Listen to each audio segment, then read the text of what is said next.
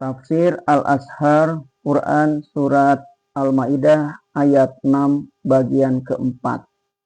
Dan supaya kamu bersyukur dengan jasmani bersih dan hati suci, mengerjakan pula sholat dengan hati yang suci bersih dari pengaruh yang lain. Bertimpalah datangnya nikmat, dirasai oleh jiwa sendiri. Banyak kesusahan yang dapat diatasi karena sholat. Dengan sholat, terlatihlah jiwa mensyukuri nikmat, sehingga berkekalan di dalam hidup, di waktu senang dan di waktu susah pun. Untuk menyempurnakan kehendak Allah agar umat yang beriman itu suci dan bersih, selalu Nabi kita Shallallahu Alaihi Wasallam memberikan contoh dan teladan, sehingga untuk menggenapkan ayat itu, hendaklah kita pelajari pula hadis-hadis Rasulullah Shallallahu Alaihi Wasallam. Dan wudhu itu sendiri hendaklah dilengkapi dengan berkumur-kumur, memasukkan air ke hidung dan bersikat gigi. Perintah bersikat gigi atau menggosok gigi, bersugi sangatlah dipentingkan. Sampai ketika perintah itu diulang-ulangkan oleh Rasulullah SAW. Ada sahabat berkata, saya sangka perintah menggosok gigi itu akan diwajibkan pula sebagaimana wajibnya sholat.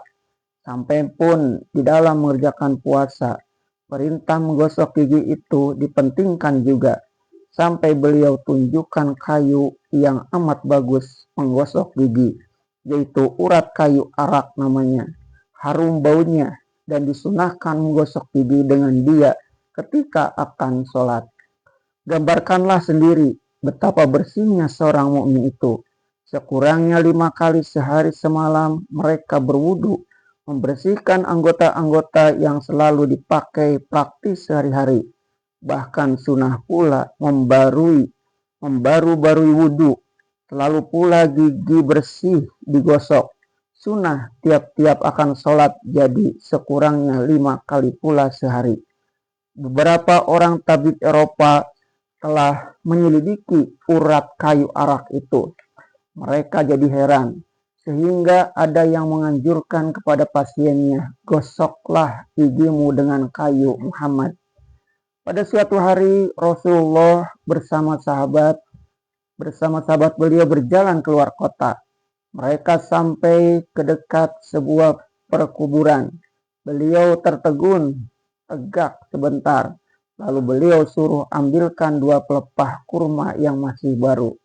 Lalu beliau letakkan di atas 2 buah kubur di situ. Kemudian beliau katakan bahwa beliau mendengar pekik gerung yang ngeri sekali dari 2 orang yang berkubur di situ. Moga-moga, kata beliau, rasa sejuk dan daun itu akan dapat mendoakan mereka. Kesalahan yang seorang dari mereka adalah karena ketika hidupnya dia tidak suka istinja sehabis kencing. Habis kencing tidak dibasuh atau dicucinya ujung kemaluannya.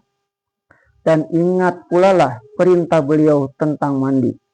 Selain dan wajib mandi, hendaklah mandi sekurang-kurangnya tiap-tiap pagi hari Jumat.